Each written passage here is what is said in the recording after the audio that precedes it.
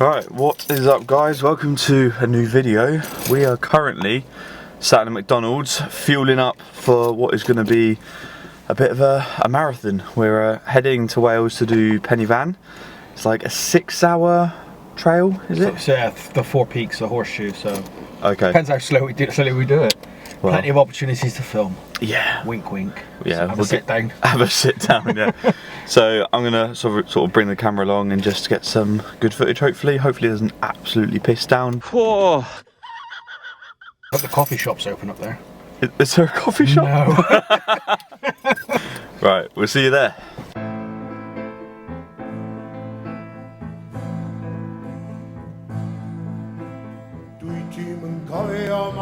Kind of lost. We have no idea where we are. We think it's up that way. So the mountain's amazing. yeah, we're going up either way.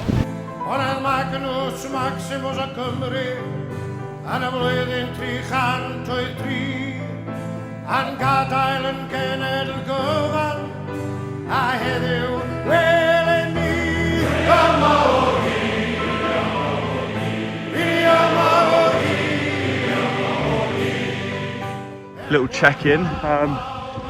We've made it up to the first peak, whatever one this is. I think Pen y Fan's somewhere in the distance, off to the left somewhere. We've definitely taken the harder route because it was basically like climbing a mountain at the start. Went into some severe tachycardia. It's glorious, and Just have to send out an SOS. yeah, the flares were going up. Currently discussing what would be the worst way to die up here. Some nice morbid chats going on. Morale is high. Yeah, heart rate is settled a bit now. We've just got a nice, relatively flat bit. Yeah, feeling pretty good.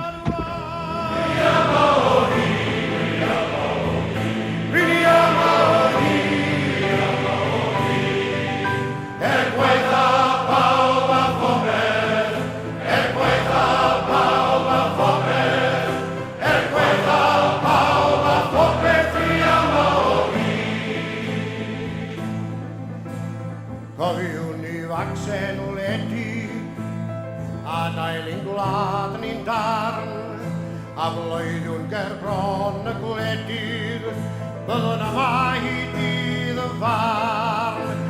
Gweitha pob Dic Sion Dafydd, a'r gweitha y gelyn a'i grew. Byddwn yma hyd diwedd amser, a fydd yr iaith Gymraeg yn fyw.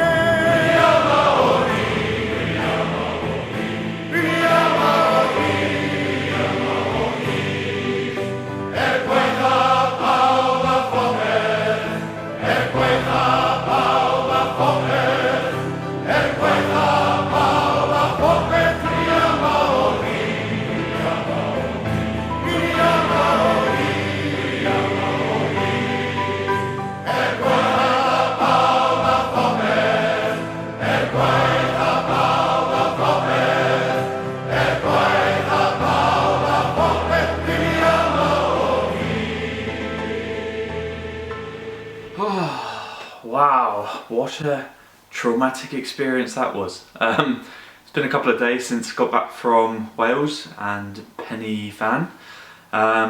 Genuinely, not even lying, that was probably one of the toughest things that I've ever done. And it didn't have to be as traumatic as it was, but it ended up being a lot harder than it needed to be. So in the end we ended up walking 8.5 miles, which is a good stint anyway, up the complete wrong direction. So we did the horseshoe route, so we ended up doing 4 peaks. As you would have seen from the footage, it was just pissing down with rain the whole time, winds were blowing, and what's really annoying is the fact that my camera, which is the usual camera that I use, which I normally film these sort of things on, died. And I think it is beyond repair, so I'm extremely frustrated about that. So I'm currently using my backup camera, the one that I normally vlog on. So I'm currently looking for a new camera, so I can obviously continue to film in the gym and stuff. So that's really annoying, but yeah, physically I feel absolutely battered as well. I feel worse than when I did the 300 kilos on Monday last week. Just my joints, my muscles, everything feels really achy. But yeah, what an experience. It was so good just from like a mental resilience point of view. I definitely recommend giving Penny Fan a go, but obviously you can go the easier route, which is just going directly straight up. It was quite funny because, as I mentioned, there was loads of families and everything just walking up that route, but literally the way that we went, there was nobody. It was derelict, and I can see why, because it was a very tough route, some vertical bits at times, basically having to walk over waterfalls. Incredible, to be honest. It was amazing, but yeah, I'm incredibly sore now. I'm meant to be back on program this week. I don't really know how that's going to go, but I am actually going to try and get into the gym today. It is a bit of a lighter session, I think. I have to double check the program, but yeah, just keen to sort of get back into the swing of things as we push on trying to get that 300 kilos. Ah yes, how could I forget this as well? So at the very end, we walked all the way down. We'd finished our trek thinking we weren't that far away from the car and we could just walk probably another 20 minutes, half an hour to get to the car, only to find out that we had actually taken another wrong turn and we were about 8 miles away from where the car was. So we had two options. We either trekked all the way back another 8.5 miles. We could do a bit of a cut through, which would have been a little bit shorter, but it still would have been about a 3.5 hour walk. Or we try and get a taxi. There was no taxis available. It was around about 6 o'clock at this point. No, sorry, it was around about 4 o'clock at this point. So we're thinking if we're walking, we're not going to be getting back to the car until about 7 o'clock. So very, very luckily, we asked someone very politely if we could get a lift about half an hour down the road to get picked up, and this absolute legend of a bloke said that was okay. Matt got in the back of his Ford Transit. I was up top and went about 10 miles or 8 to 10 miles down the road, about 40-minute journey, well out of his way as well. He was actually from Bristol, ironically, so he was heading back to Bristol, but he was more than happy to drop us off, so we just dropped him a little bit of money, and couldn't be more grateful, because I don't know what we would have done if we had to walk that extra 3 hours back, soaking wet, like knackered, tired, hungry. We really didn't want to have to walk that, so he was an absolute hero. So yeah, overall, the whole experience on Sunday taught me a lot about myself, just about resilience and just problem solving and that sort of thing. So overall, I wouldn't change a thing. It was very tough, literally one of the toughest things I've ever done, but wouldn't change a thing.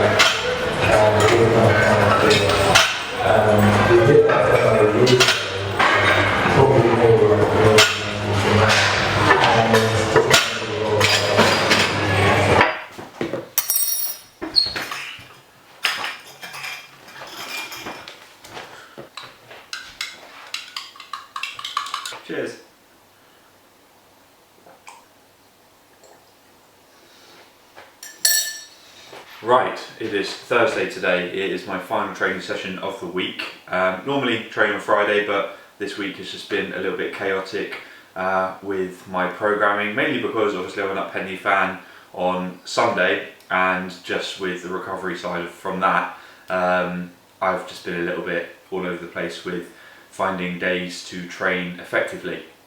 So I'm going to train today and then have 3 days rest until we go again on Monday. But today is my heavy deadlift session, and there's going to be one significant change.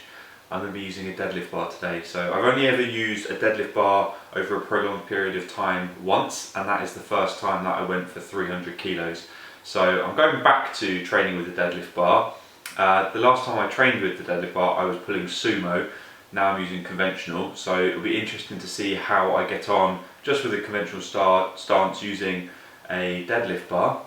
So yeah, obviously the main differences between a deadlift bar and a stiff bar, for anyone that doesn't know, the stiff bar, as the name suggests, is very stiff. So when you pull, there's not as much slack coming out of the bar, so it keeps you into your sort of lower position, whereas with the deadlift bar it allows you to sort of get your chest up a little bit more and pull a little bit of slack out, and just puts you in a slightly more optimal position to pull the deadlift. Those are the main differences. Obviously a deadlift bar is longer as well, which creates that leverage and creates that slack. It's a little bit thinner as well, but both weighs 20 kilos.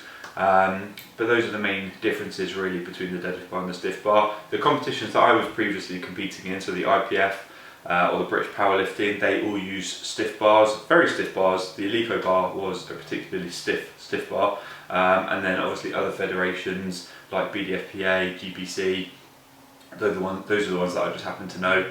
They use a deadlift bar. So those are the real differences in terms of federations. Those are the real differences between the actual bars themselves. Makes no difference really. A bar is a bar. 300 kilos is still 300 kilos. I still have to get it off the floor. But I just thought I want to actually have a go using the deadlift bar, seeing as I'm not competing anymore. It'd just be a little bit of fun using the deadlift bar, and we'll actually see if it does help. So it's the first session today using it, so I'll let you know how I get on with it.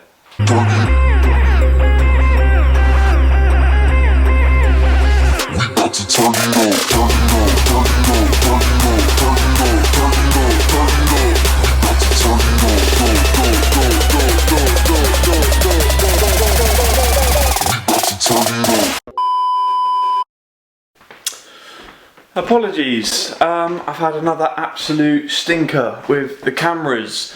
So my camera decided to die just as I was beginning to get into my sets on the deadlift. So yeah, I managed to film my top sets on my phone, so here they are.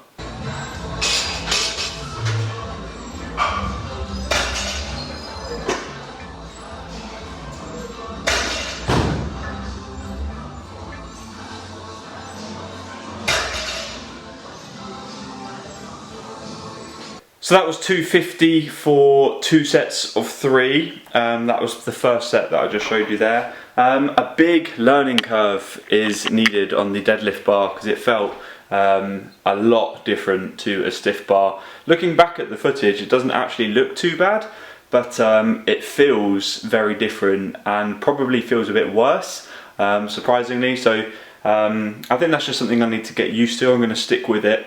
And we'll just see how we go with that. See, even my lens on this lens is blurry. I'm having an absolute nightmare. I think I'm going to have to go and literally buy another camera ready for the next video because I can't put up with this, but that's a me problem. But anyway, I think I'm going to wrap up the video, guys, because it's just been a bit of a calamity from start to finish. So either way, I really hope you will leave this video some love and give it a like anyway. Subscribe if you're new, and I'll see you hopefully with a new camera in the next video. So take care, peace.